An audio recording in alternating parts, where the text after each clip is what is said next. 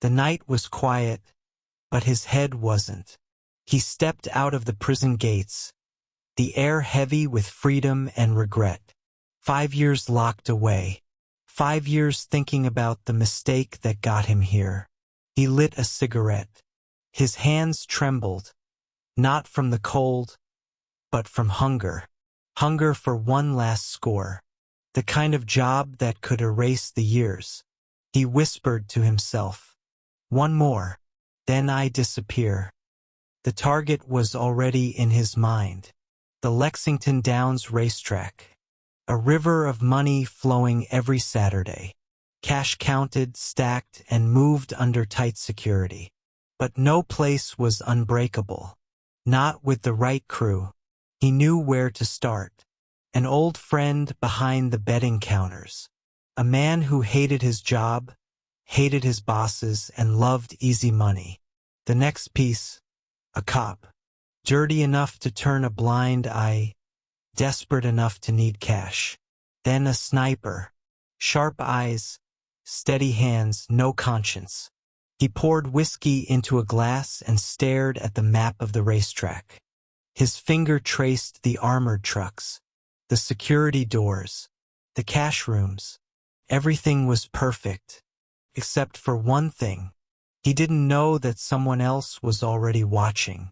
Someone who would ruin it all. And the story of the last big job had just begun. The diner smelled of burnt coffee and grease. It was the kind of place where no one asked questions. He slid into the booth, waiting. The first to show up was Eddie, a betting clerk with a nervous smile. Eddie sat down, eyes darting around. "You really think this can work?" he asked. He leaned back, calm. "It will. You just play your part." Next came Doyle, a cop still in uniform. His badge was clean, but his soul wasn't. Doyle dropped into the booth with a heavy sigh. "I'm risking everything here," he muttered. The answer came sharp.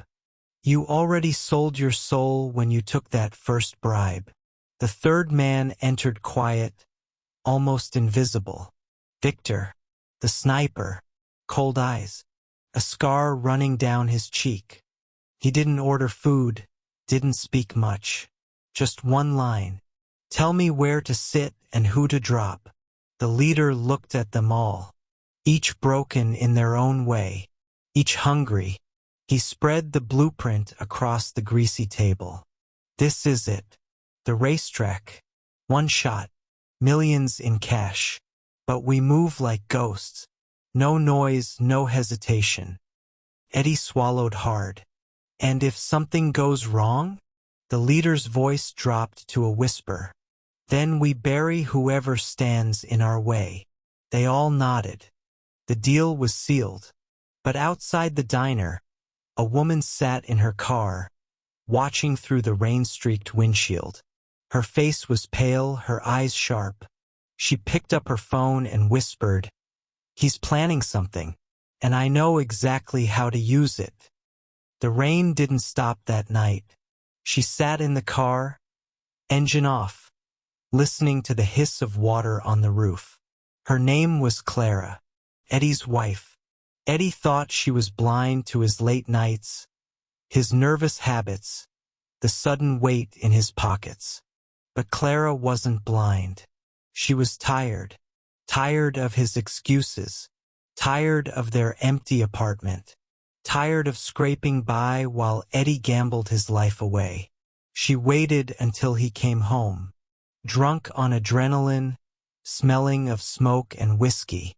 He dropped his jacket on the chair and muttered, "Don't ask questions, Clara. It's better if you don't." But she did ask. She always asked. And this time he slipped. "It's big. Real big. After this, we'll never worry again." That's all he said. But it was enough. Clara lay awake that night, staring at the ceiling. Her husband was walking into something dangerous. Something that could destroy them both. And then a thought came. Why should Eddie be the one to cash in? Why should she keep living in his shadow, waiting for scraps. The plan wasn't his. It was theirs. And if she played her cards right, it would be hers alone. She smiled in the dark. A cold, quiet smile, because secrets can be stolen, and betrayal always begins at home. The warehouse smelled of oil and dust. That's where the crew gathered now. No more diners. No more public places. The leader stood by a chalkboard, lines and arrows covering it. This is the racetrack. Security rotation every 15 minutes. Cash runs from the betting cages to the vault. Doyle, you intercept the guards. Eddie, you get us inside the cage. Victor, you cover the chaos from above.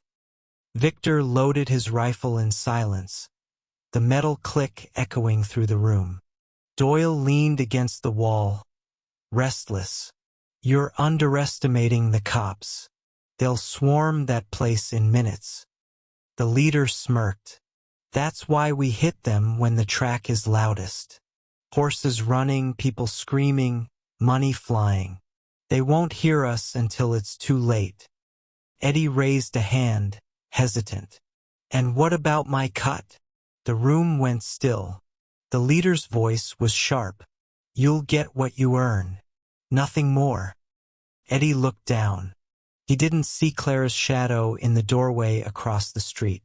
She had followed him right to the warehouse. She couldn't hear every word, but she saw enough. The maps, the weapons, the faces. Later that night, while Eddie slept, Clara opened his jacket. Inside was a folded copy of the blueprint. She unfolded it slowly, tracing the lines with her fingers. The vault, the routes, the escape. Her eyes glittered. She whispered to herself, if they can take it, so can I. And just like that, the plan no longer belonged to the crew. It belonged to her. Race day. The grandstands roared with voices. A sea of bodies packed shoulder to shoulder. The smell of beer, sweat, and money filled the air. Perfect cover for a crime. The crew moved like shadows. Eddie slipped behind the betting counter, punching codes with shaky hands. Victor sat up high in the abandoned press tower, rifle resting on the ledge. Doyle lingered near the gates, uniform crisp, eyes cold. And the leader, he stood calm, watching the racetrack, counting every second.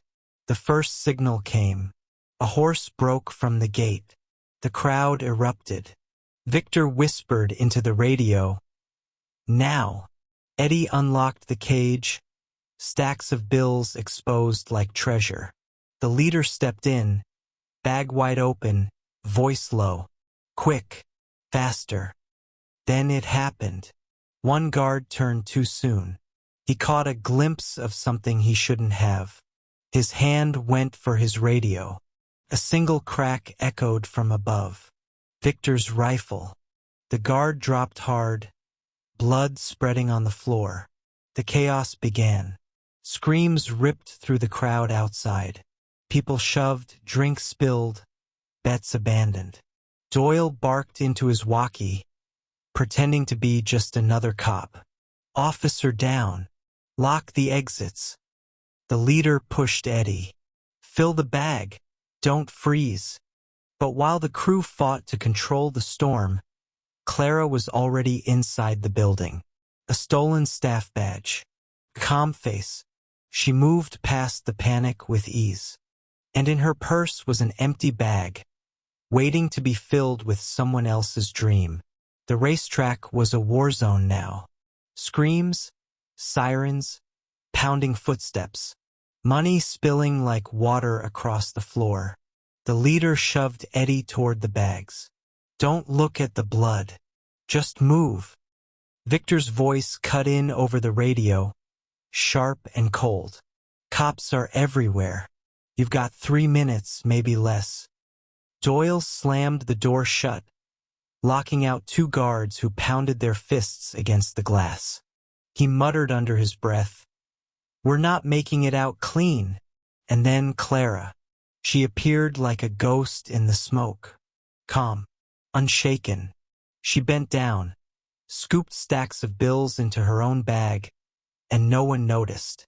Not yet. Eddie's hands trembled as he stuffed cash into the duffel. He turned, catching a glimpse of her face in the corner. His voice cracked. "Clara? What the hell are you doing here?" The leader froze. "What did you say?" But Clara didn't answer. She just smiled, zipping her bag closed, her eyes colder than Victor's rifle barrel. Victor hissed through the radio. "Something's wrong down there." "Who is she?" The leader grabbed Eddie by the collar. "You brought her into this?" Eddie stammered. I swear, I didn't tell her anything."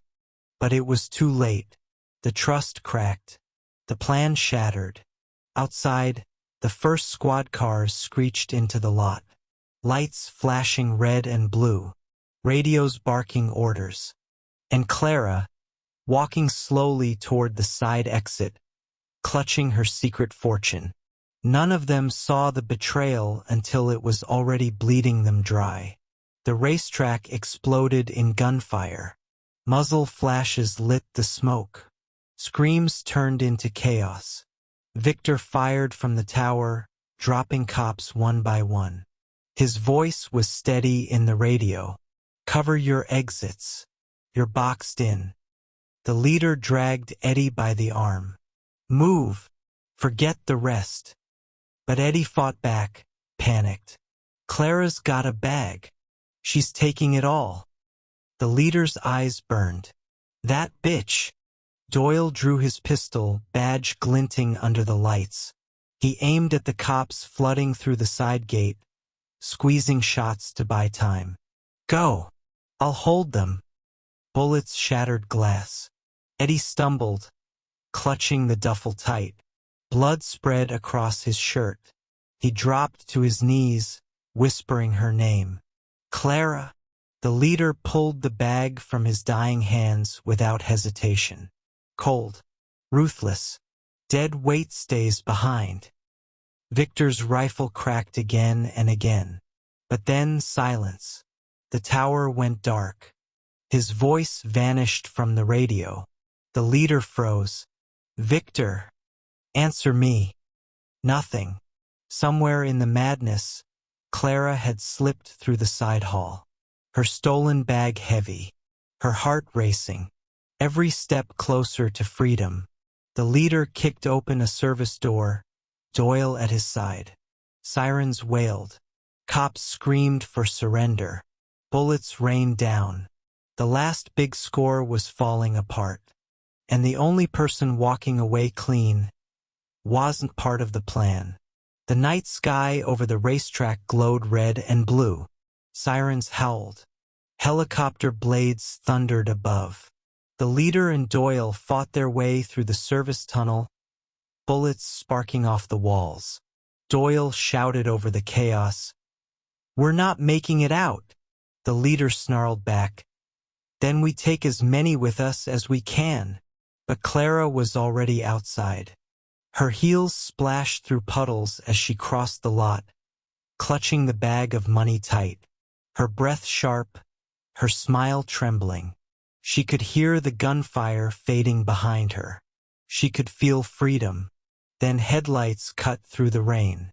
A squad car screeched to a stop. 2 cops stepped out, guns raised. "Freeze! Drop the bag." Clara's hands shook. She thought about Eddie, bleeding on the floor. She thought about all the years wasted in poverty. She thought about the millions in her hands. And she ran. Shots rang out. Her body spun, crashing to the asphalt. The bag ripped open, bills fluttering into the storm like dying birds. Back inside, Doyle went down in a hail of bullets, screaming until the sound was swallowed by the gunfire. The leader took one last shot, dropped a cop, then staggered back, riddled with holes. He fell against the vault door, eyes wide, whispering his own curse. So close. By dawn, the racetrack was silent. Blood on the floor. Money soaked in rain. Everyone dead. The last big job ended the way all legends do, with betrayal, with greed, and with nothing left but ghosts. And in the end, nobody won.